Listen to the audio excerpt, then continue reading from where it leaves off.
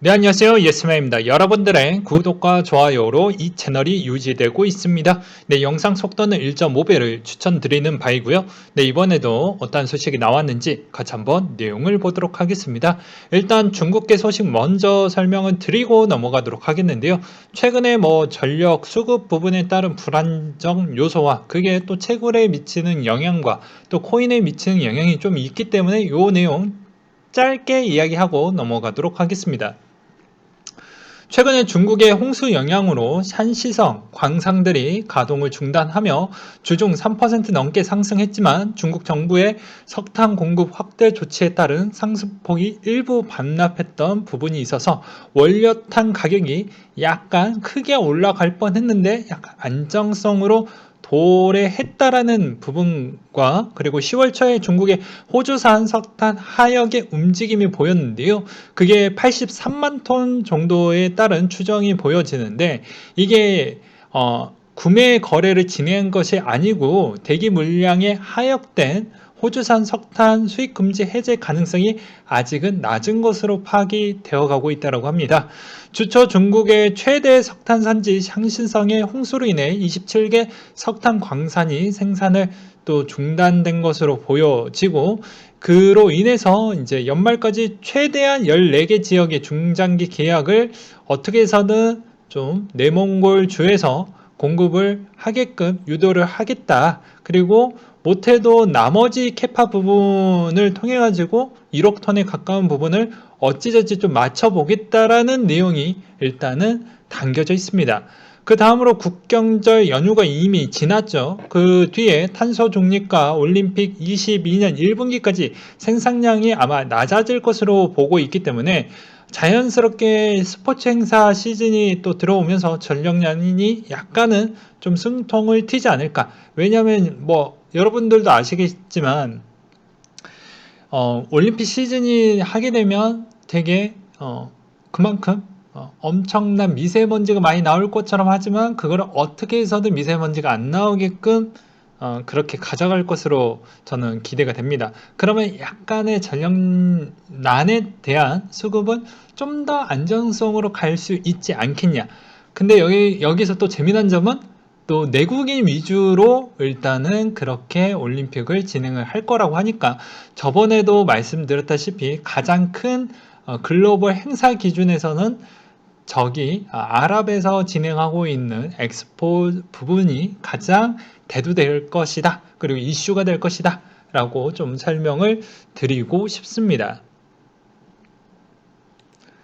그 다음에 미국에 대한 소식인데요.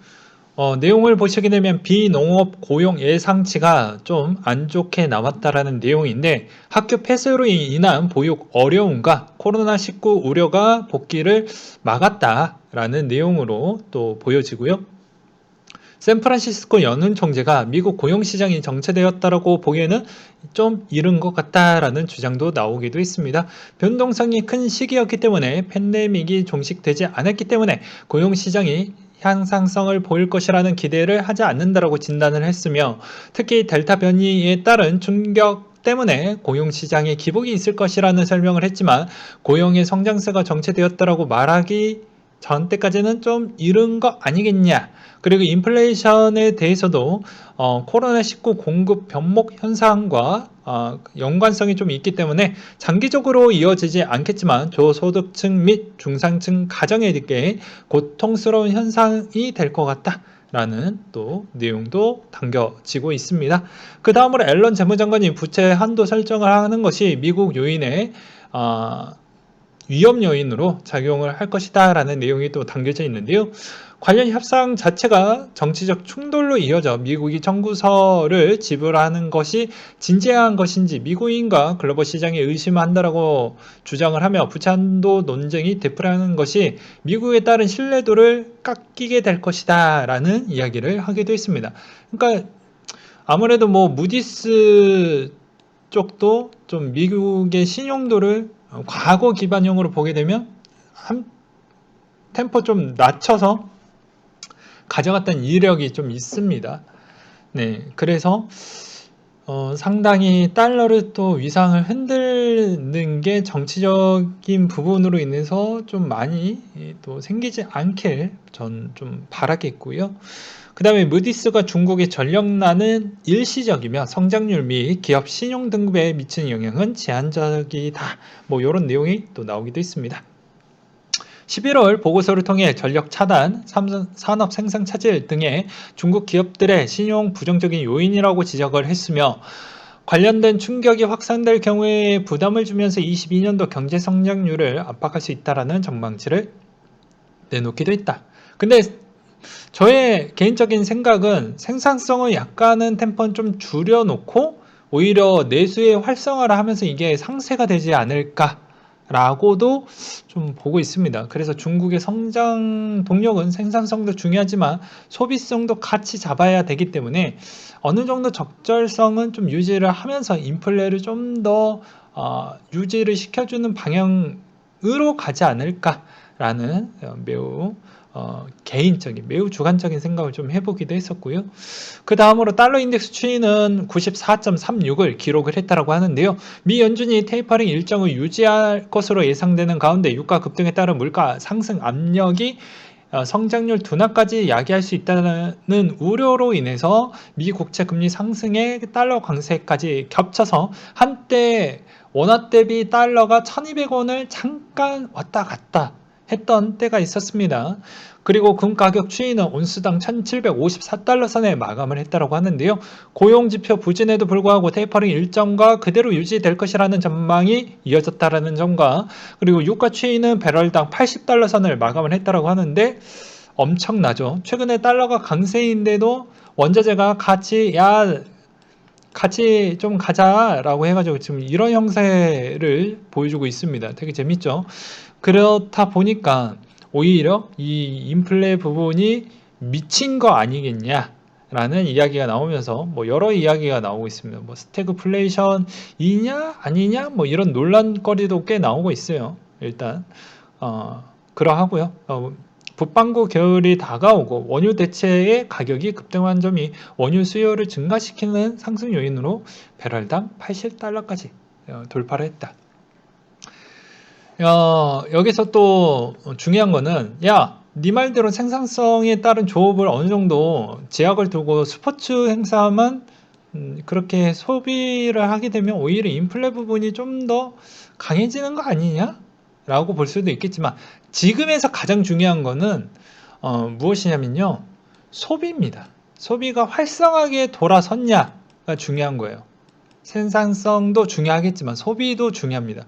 그래서 내수 소비 부분이 얼마만큼 안정적으로 잘 갖춰졌냐인데 최근에 제가 알아본 바로는 중국의 내수 시장이 전년 동기 대비 70% 회복을 보여주었습니다. 그러니까 즉 이번 형태에서 올림픽 행사가 두 건이 있습니다. 일단 첫 번째로는 동계 그 다음에 아시안 게임이 같이 있기 때문에 그 시점이 딱 끝나면 중국은 아무런 문제 없이 그대로 돌아갈 것으로 보여집니다. 물론 여러 가지 변수는 있겠죠.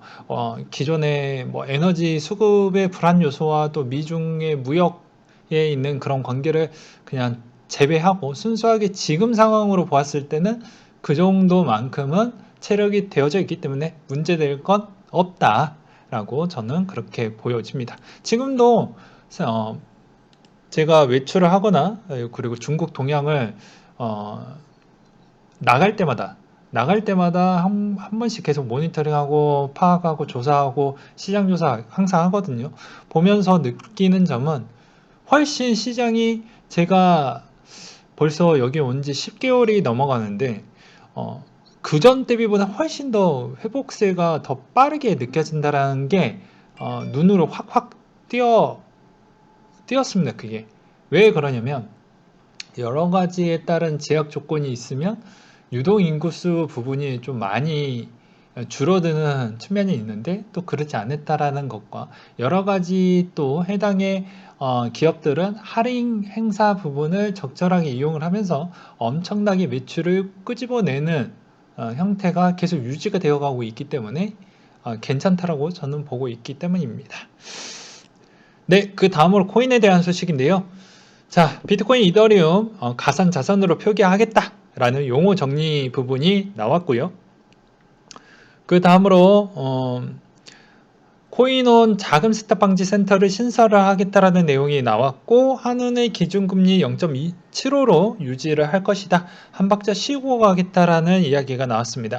아무래도 뭐 요새 위드 코로나라고 이야기가 나오면서 그것에 따른 조금 부담 요소 때문에 한테폰 좀 쉬어가려고 하는 거 아니겠냐 라는 측면과, 스위스 비영리 단체가 중앙은행 지급준비금에 비트코인을 추가하겠다라는 내용이 나와 줌으로써 상당히 재밌게 흘러가고 있다라는 게 좀 그러하고요. 그리고 JP모건 CEO가 미 정부 곧 암호화폐 규제할 것이다 라는 내용이 나와주고 있습니다. 이런 내용이 계속 나와준다라는 게 상당히 좀 걱정이 되겠죠. 그러니까 슬슬 약간씩 위험 요소가 점차 커질 것 같다라는 뉘앙스를 보여주고 있습니다. 그러니까 잠재적인 게 계속 스물스물하게 오고 있어요. 그분이. 예, 그 파란불의 그분들이 오고 있다라는 것이죠. 언제 파란불을 크게 틀 것인지 적게 틀 것인지 그때 가봐야지 알겠지만, 우리가 느끼기에는 일단은 그런 기사들이 이제 조금씩 나오고 있기 때문에 조금은 조심을 해야 되고, 수익성은 항상 본인의 기준과 목표대로 욕심은 좀 내려놓고 하반기를 좀 보자, 뭐 이렇게 제가 저번에도 설명드렸다시피 그렇게 가져가는 게 가장 낫다라고 설명을 좀 드리고 싶고요. 시티그룹 회장이 암호화폐 거래 대행 서비스를 제공을 하겠다라는 내용과, 미국의 민주당 의원이 NFT 정치 후원금을 좀 받겠습니다라는 내용이 나왔고요. 중국의 상하이텔레콤이 암호화폐 채굴 관련 IP를 확인 중이다라고 해가지고 요새 에너지 부분에 따른 측면 때문에 더욱더 가속화시키려고 하는 것 같습니다. 그리고 23년까지 전 세계 소비자 45%가 암호화폐 결제 전망이 좀 보일 것이다 라는 측면인데요. 아무래도 커런시 부분에 따른 통화 가치 절하됐던 국가들이 이번에 월등하게 많기 때문에, 그리고 이번에 코로나가 이제 어느 정도 안정세를 만약에 갖춰진다고 하면 제일 많이 외국인들이 왔다 갔다 할 것입니다. 이때까지. 그러면 그 미친 송금과 미친 어, 그 정도에 대한 파이가 어느 정도 암호화폐에도 미치는 인자가 있을 건데, 그게 저는 긍정적으로 보는 측면보다 그냥 소소하지 않겠냐라고 저는 보고 있습니다. 네, 소소하지 않겠냐. 왜 그러냐면 그 사람들을 다시 그 기반으로 가기에는 안착하고 조금 거기에서 어느 정도 페이를 좀 받고, 거기에서 또 어느 정도 그 자리에서 안정화를 좀 끼친 다음에 여윳돈을 송금할 수 있으면 그런 여력까지 본다고 하면 좀 더 시간이 필요할 것으로 보여진다라고 생각이 들거니와, 아직도 송금 부분이 좀 어렵다라는 연령대가 좀 있기 때문에 그것을 좀 고려를 한다라고 하면 대부분 20대, 30대, 특히 20대에 따른 이동성이 가장 월등하게 좋아야 되는데, 그 시기가 오려면 좀 더 시간이 필요할 것 같다라고 저는 설명을 드리고 싶습니다. 왜 그러냐면 제가 들어올 때도 PCR 검사에서 PCR 증명서가 무조건 있어야 돼요. 지금 해외에 나가도 PCR 검사 증명서가 최소 못해도 72시간 이내에 있는 것만 해당을 해서 증명서가 OK가 됩니다. 그러니까 되게 쉽지가 않겠죠. 그런 측면을 좀 설명을 드리고 싶었고요. 그리고 아크 인베스트가 코인베이스 주식 첫 매도를 했다. 98,427주를 매도를 했다라고 해서 한 구독자님이, 네 생각에 22년도 때도 코인베이스 주식은 괜찮니? 그러니까 22년도에 한해서 이야기를 하는 것인지, 아니면 좀 더 장기적으로 보았을 때 괜찮을 것인지까지는 모르겠지만, 저는 장기적으로 코인베이스는 괜찮다라고 보고 있습니다. 왜냐? 위로 가든 아래로 가든 어차피 거래 수익으로 먹지만, 어떻게 보면 코인베이스에 따른 자산 담보비 부분이 있거든요. 자산 담보비의 일정 코인을 갖고 있는 것도 회계에 좀 녹여서 평가를 되기 때문에, 회계 평가 수치 부분을 어느 정도까지 반영을 시켜서 그걸 자산화 시킬 것이냐는 이제 국제 회계 표준 IFRS 기준으로 가져가게 될 것인데, 그게 제가 그 부분까지는 몇 퍼센트 반영을 해줄 것이다. 그리고 그게 평가가액을 어느 정도 선정을 할 것이다까지는 제가 명확하게 조사를 아직은 못했기 때문에, 그리고 그 전에 2년 전에 그 해당에 있는 보고서를 받기도 했지만 너무 많아서, 양이 많아서 봤는데 제가 기억이 안 난 건지 이게 좀 헷갈리기 때문에 나중에 한번 자료 찾아볼 시간이 있으면 알려드리도록 하겠고요. 아무튼 그래서 장기적으로는 괜찮고, 22년도 때는 전체 지수가 좋아야지만 가능한데, 제가 보기에는 테이퍼링을 빨리 하고, 금리 테이퍼링 하면 어차피 12개월 이내 할 것으로 보여집니다. 왜냐하면 지금의 비상식적인 물가 추이를 어느 정도 눌려주지 않으면 쉽지가 않기 때문에 그렇게 늦게 할 수는 없습니다. 예, 그러하면 결국엔 주식시장에 영향을 줄 것은 뻔히 보이는데, 그렇게 되면 코인베이스 입장에서는 그냥 쏘쏘하지 않겠냐라고 저는 보고 있는 실정입니다. 실적은 나쁘지 않겠지만 전체 시장이 안 좋으니까 약간은 좀 지지부지 않을까라고 생각도 들기도 하고요. 물론 이제 접근성은, 주식 접근성은 어떻게 바라봐야 되냐면 템포가 있습니다. 템포가. 일단은 코인이 다시 하락장이 끝났고, 깊은 하락장이 끝났다는 전제 조건 하에, 그래서 유턴을 하는 시점이 되면 주식시장 먼저 갑니다. 라이어 블록체인이나 뭐 코인베이스나 뭐 그다음에 뭐 마이크로 스트래티지나 이런 코인들이 대부분 많이 올라갑니다. 특히 채굴 회사들이 이번에 좀 많이 올라가기도 했었죠. 그러니까 이게 순서가 있습니다. 왜 코인은 왜 늦게 올라가? 주식 먼저 올라갑니다. 왜 그러냐면 자산이 좀 더 안정성을 띠했던 쪽으로 먼저 유동성이 먼저 깔리게 되면서 그쪽으로 먼저 진입이 되거든요. 그리고 코인 같은 경우에는 한번 하락기를 겪게 되면 유동성이 매우 꺾여버리기 때문에 쉽지가 않습니다. 주식은 그래도 유동성이 어느 정도 갖춰져 있죠. 그리고 코인베이스에 따른 등치를 보거나 하면 어느 정도 괜찮고, 나머지 채굴 회사도 마찬가지라고 볼 수가 있습니다. 그러니 그런 거를 좀 고려했었을 때 왜 먼저 가냐? 너무 거래량이 없는 것 또한 기관들이 별로 관심을 두지를 않겠죠. 그러니까 그런 것까지를 고려를 했었을 때 순서는 그러하다. 그래서 가장 위험성보다는, 그래서 주식을 먼저 뜨는 이유가 그런 것이고, 지금의 상황에서는 주식시장에 따른 리스크가 너무 많이 상종이 되어져 있기 때문에 그런 걸 고려하시면서 하셨으면 좋겠다라는 부분과, 인도의 암호화폐 보유자 수가 최대 1억 명까지 넘었다라는 부분인데, 일단은 1인당 국민소득이 그렇게 높지 않기 때문에 그런가 보다, 관심이 많구나, 앞으로 10년 20년 뒤면 저 사람들이 1인당 국민소득이 인플레 대비 올라가게 되면 괜찮겠구나 정도로만 기억을 해두셨으면 좋겠고요. 비트코인 점유율 추이가 47%를 돌파해서 비트코인만 가는 시장으로 지금 편입이 되어가고 있는데, 언제까지 올라갈 것인지 매우 궁금해지기도 합니다. 그 다음으로 이때쯤에 한 번쯤 또 얘기를 해야 되는 코인과세 결성 2월 공제 국민청원, 제발 좀 부탁드리겠습니다. 여러분들 이러다가 내년에 또 한 번 불장이 만약에 제 생각과 다르게 흘러가서 진짜 엄청난 슈퍼 불장이 나오면 여러분들 이거 없어요. 곧바로 세금 22% 지방세 포함해서 두드려 맞아야 됩니다. 내가 손해일까요? 여러분들이 손해일까요? 여러분들이 그만큼 기다린 만큼에 따른 수익 실현이 그만큼 22%를 빼고 가져간다는 게 얼마나 큰지 다시 한번 1차원적으로 설명을 간단하게 이야기를 하도록 하겠습니다. 자, 1억이 있습니다. 1억 정도가 아니고 여기서 공 하나를 조그맣게 그려서 10억이라고 칩시다. 근데 여기서 20%면 2억 2천입니다. 그쵸? 엄청나게 큰 금액이지 않습니까? 그러면 여러분이 실제로 받아가는 건 7억 8천이 되겠죠? 예. 그러니까 되게 기분이 상할 것입니다. 왜 그러냐? 존보의 기간, 나의 마음의 고통, 예? 그러면서 수익을 날려고 했는데 이 수익의 실현을 할 때까지에 따른 그 조마조마, 언제 팔까, 언제 파는 게 제일 합리적일까, 지혜로울까, 이런 거를 다 찾들 하는데, 냉큼 이 정도를 그냥 공짜로 냅다 먹겠다라는 심보가 여기에 계시죠. 그래서 그런 거를 잘 고려를 하시면서 좀 도와주셨으면 좋겠고요.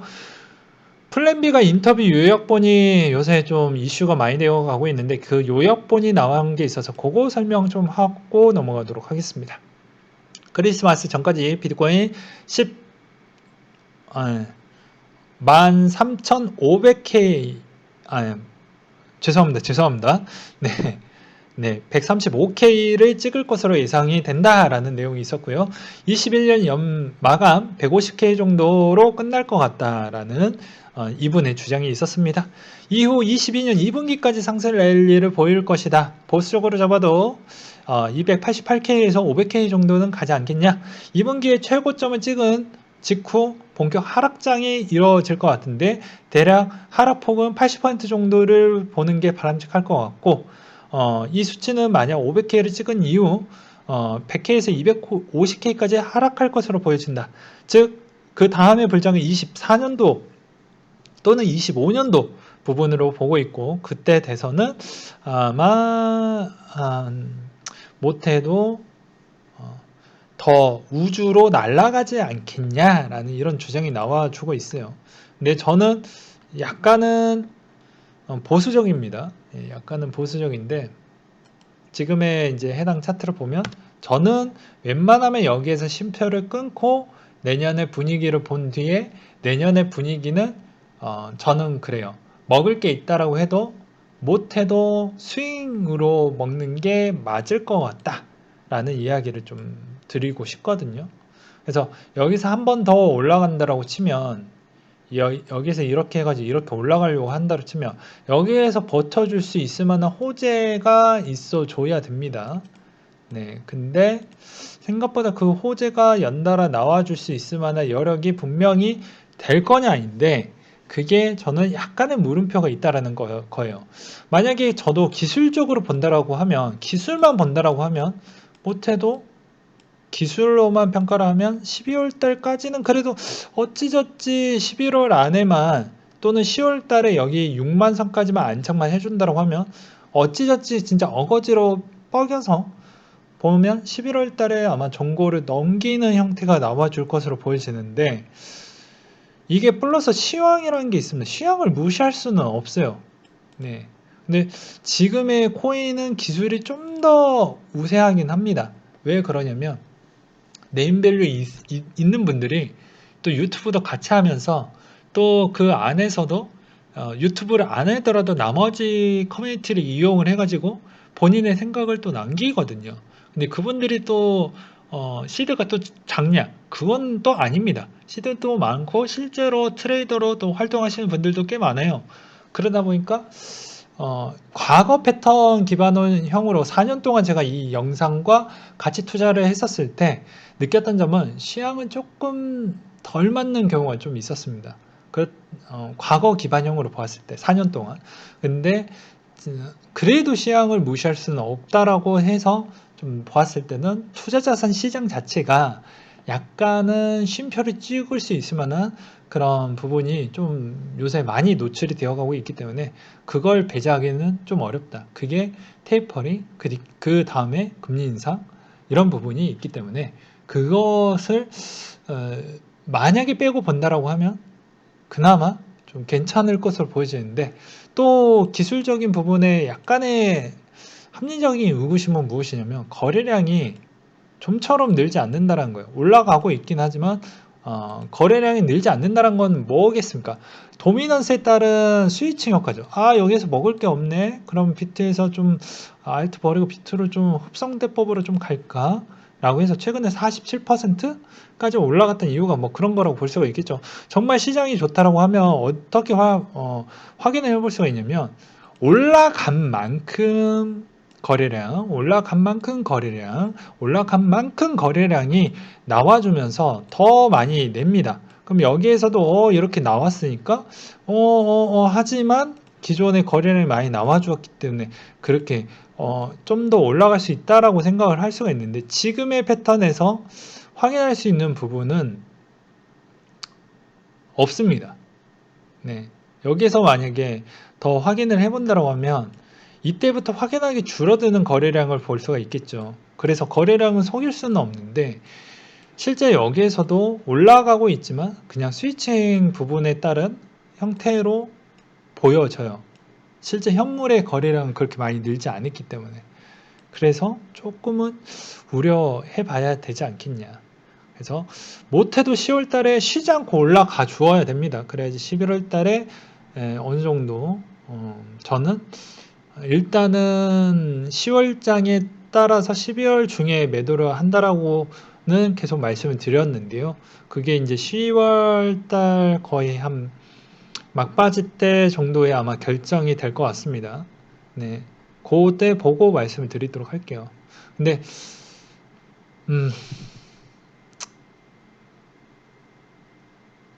나중에 제 탓하시면 안 됩니다. 예. 나중에 제 탓하면 안 돼요. 예. 이 이야기를 좀 드리고 싶었고요. 왜 그러냐면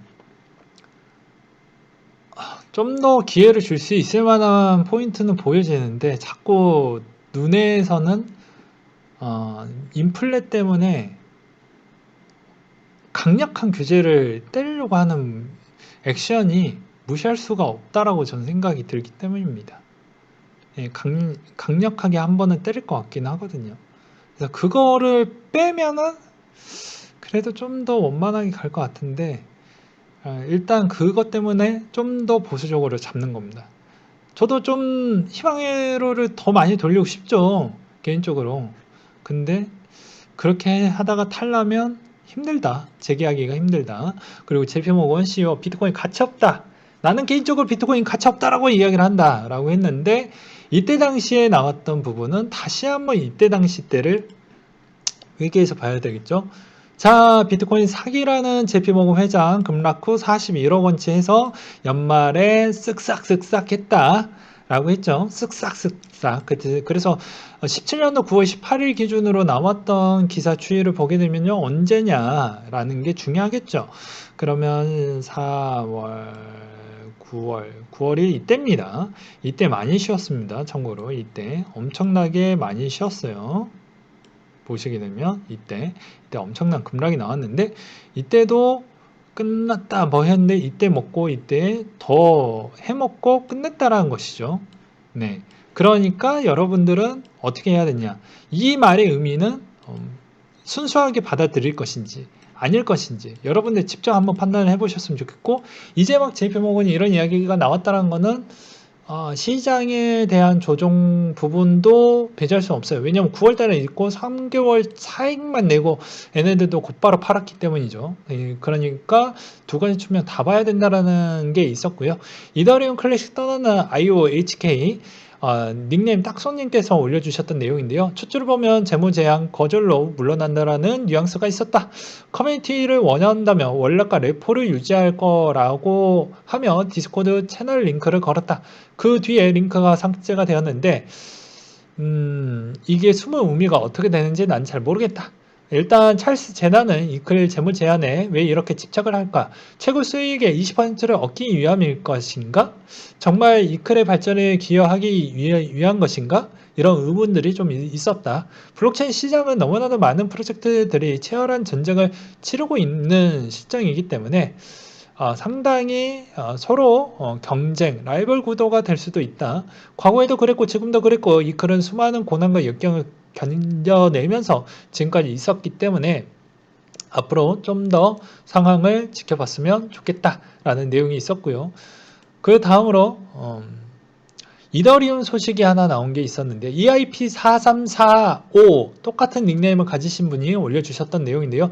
난이도 폭탄이 22년도 5월로 연기가 되었다라는 내용이 있습니다. 연기하자라는 제안이 나온 건데요. 아마도 POS 전환도 좀 지연이 될 거라고 보여집니다. 그래서 반대로 생각을 해보면 POW 기반의 네트워크 유지가 중요하다라는 것인데 이제 AWS 기반이지만 POW를 통해서 가능한 스마트 계약도 있으므로 에루고 같은 프로젝트와 협업을 하고 있다. 그래서 이클은 이번 비트 상승에도 준 메이저 코인 대비 상승률이 높지 않았기 때문에 더욱 상실감을 넘어 분노감마저 느낄 수도 있겠지만 이게 약간 딜레이가 됐기 때문에 좀 더 관심을 두는 것도 괜찮지 않겠냐 뭐 이런 주장인 것 같아요. 예, 같습니다. 그 다음으로 빗썸이 24시간 통합 고객센터 오픈했다라고 해서 100여 명 상주 예정이라고 하는데 저는 글쎄요 물음표라고 보여집니다. 네. 그리고 리플의 텔레가 4,400만 달러 규모의 태양 에너지에 투자하겠다라는 내용이 나왔어요. 네, 마지막으로 여러분들한테 드리고 싶은 조언은 그런 겁니다. 여러분들 돈은 여러분들이 지켜주는 거지 남이 지켜주는 게 아니에요. 남이 막 이렇게 희망회로 풀로 돌려서 여러분들의 자산을 지탱해주고 지켜줄 수가 있다라고 하면 그런 희망회로에 현혹이 돼서 가져가실 필요성이 있겠죠. 근데 시장은 피도 눈물도 없고 냉철합니다. 기다려주지도 않고요. 그 걔가 시장이 움직이는 대로 계속 흘러가고 있기 때문에 여러분들이 막 이렇게 막 간절하고 그런 형태로 또 가주지 않아요. 내 맘대로 해주지 않는다는 것이죠. 그러니까 즉 더 쉽게 예를 들어서 이야기를 하면 자녀를 가지고 계신 분들은 아마 아실 겁니다. 제 자식이 내 말 듣습니까? 안 듣죠. 예, 물론 잘 듣는 친구도 있겠지만 잘 안 듣는 친구들이 거의 대다수일 것입니다. 네. 그러니까 그런 거를 좀 고려를 해 보세요. 본인의 상황이 안 좋고 안 좋은 환경이고 답이 없는 그런 형태면 많이 의지하고 싶겠죠. 이것에 따른 희망이. 근데 지금의 하반기 부분은 매번 이야기를 했지만 결코 쉽지 않은 고수의 영역 시장입니다. 상반기에는 좀 쉬웠지만 하반기에는 좀 쉽지가 않아요. 네, 그렇기 때문에 그런 거를 좀 고려를 하시면서 바라봐 주셨으면 좋겠고요. 이번에 여기에서 알 수 있는 대목은 무엇이냐면 만약에 이제 여기에서 중대형 코인이 한 번 더 펌핑이 들어가게 된다라고 하면 그 정도 수익에서 만족을 하셔라 라고 저는 설명을 드리고 싶습니다. 왜 그러냐면 도미현상 그만큼 올라온 만큼 제가 이야기를 했죠. 올라온 만큼 비트 너 혼자만 가냐 새끼야 이렇게 할 수도 있겠지만 오히려 알트한테는 내려갈 수 있는 폭의 여유를 확보를 하는 것이기 때문에 스위치 전환이 되면 그만큼 펌핑이 많이 나오고 오래 갈 수가 있다라는 장점이 있다라는 것을 꼭 잊지 말아 주셨으면 하고 이상으로 마치도록 하겠습니다.